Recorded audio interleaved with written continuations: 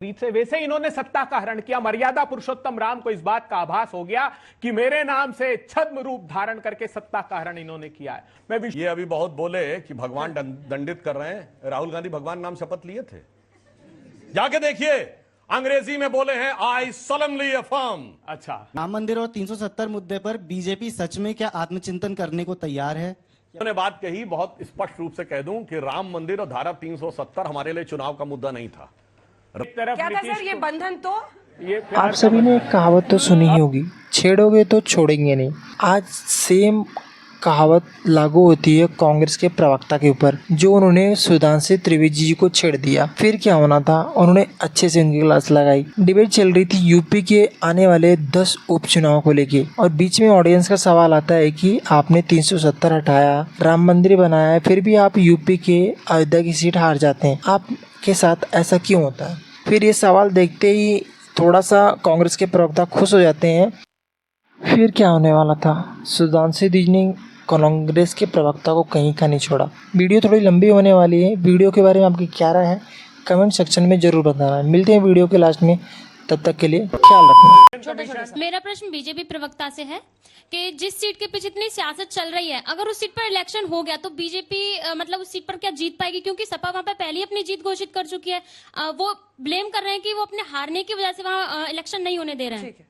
जीत के लिए उत्तर दिया जा चुका है। हमारी तरफ से तो विड्रॉ कर लिया गया, उनकी तरफ से रोका गया, तो साफ समझ में आ रहा कौन। मेरा सवाल कांग्रेस प्रवक्ता से है कि आपकी ये स्थिति हो गई है कि कांग्रेस पार्टी और राहुल गांधी अन्य राजनीतिक दलों से वो लेना पड़ रहा है उनको, और वो क्या मतलब उनको मदद लेनी पड़ रही है अन्य राजनीतिक दलों से, और आपकी ये स्थिति है कि आपको 9 सीट में से 2 सीट दी जा रही है। वो बैसाखियों पर है, 240 सीट आई है उनको। एक तरफ चंद्रबाबू गाना सुनाया था इतना अच्छा, तुमने सुना नहीं? एक तरफ क्या था सर ये बंधन? तो ये प्यार का बंधन है। भूल गए 25वीं सालगिरह मनाना। फिर जब इंडिया गठबंधन दल एक साथ हुआ तब 38 दल, 38 में से 16 ऐसे थे जिनका एक सांसद नहीं था, 9 ऐसे थे जिन्होंने लोकसभा का चुनाव ही नहीं लड़ा। कहीं की ईंट कहीं का रोड़ा, मोदी जी ने कुनबा जोड़ा। तो हमसे क्या सवाल खड़ा करते हैं? देखिए अंजना जी, इन दलों का गठबंधन जानते कैसा है? ये वैसे गले मिलते हैं जैसे अलाउद्दीन खिलजी अपने चचा जलालुद्दीन से मिला था। निपटा के कुर्सी पे बैठ जाओ। मेरा प्रश्न सुधांशु जी से है।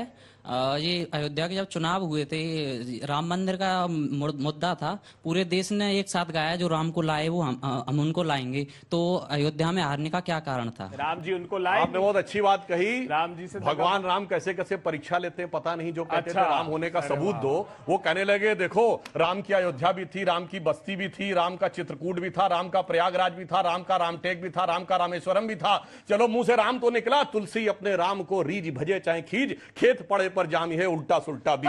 जी सवाल मेरा आपसे है, अभी जो आप बात बता रहे थे उसी को आगे करते हुए मैं ये पूछना चाह रहा हूँ कि राम मंदिर और धारा 370 ये 2 मुद्दे बीजेपी के बहुत दृढ़ मुद्दे रहे, और 2019 में इसी मुद्दे पर बीजेपी की सीटें बढ़ के 303 हुई, लेकिन 2014 में ये बहुत ज्यादा नीचे गिर गया। 24 में माफ कीजिएगा, 24 में।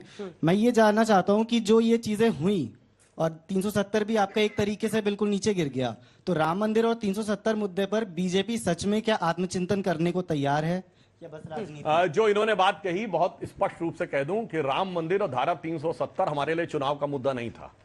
राम मंदिर 22-23 दिसंबर 1949 जिस दिन श्री राम लला प्रकट हुए वहां पर, उस दिन से मुद्दा है। और जब श्यामा प्रसाद मुखर्जी बलिदान हुए 53 में, वहां उस दिन से मुद्दा था। चुनाव का मुद्दा किसके लिए था? जिस पार्टी के नेता वकील का चोला ओढ़कर कोर्ट में खड़े होकर 2019 से पहले कपिल सिब्बल ने कहा था कि मिलॉर्ड इसको 2019 से लोकसभा से बाद ले जाइए, अन्यथा चुनाव पर इसका प्रभाव पड़ेगा। और ये एकमात्र पॉलिटिकल पार्टी है जिनके नेता 1989 में राजीव गांधी ने अपने चुनाव अभियान की शुरुआत अयोध्या से राम का नाम लेके की। हमने किसी चुनाव अभियान की शुरुआत की हो तो बताइए। इनके लिए चुनाव का मुद्दा, हमारे लिए देश की अस्मिता का मुद्दा।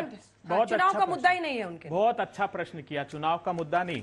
क्या हुआ कि तुलसीदास जी ने कहा है, नाना विधि कही कथा सुहाई, राजनीति भयप्रीत दिखाई।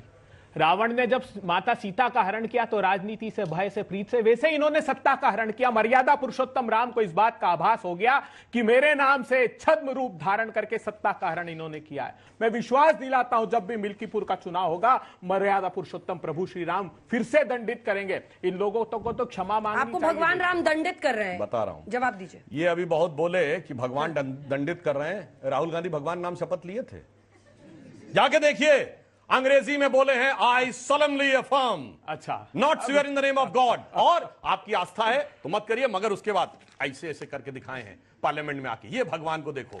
और जाके फिर चेक करिएगा, 2014 में हिंदी में शपथ लिए राहुल गांधी ईश्वर के नाम की, फिर उनको लगा शायद काम चल जाए। 2019 में के चुनाव से पहले जनेऊधारी बन गए, कुर्ते के ऊपर बाहर वाले, और अपना गोत्र तक बता दिए, फिर लगा इससे काम ही नहीं बनेगा। तो 2024 में क्या किया, वो कुर्ता उर्ता छोड़ के हाफ वाली पहन के और काल मार्क्स वाली दाढ़ी बढ़ा के, और फिर आके बोलने लगे आप पहले solemnly affirm। बोलो, भगवान के नाम की जो शपथ नहीं लेते वो आज आके भगवान पे भाषण देते हैं। इसी को कहते हैं कलयुग में पंचतंत्र की वो कहानी याद रखिए। किसी के ऊपर व्यक्तिगत आरोप नहीं लगा रहा हूं।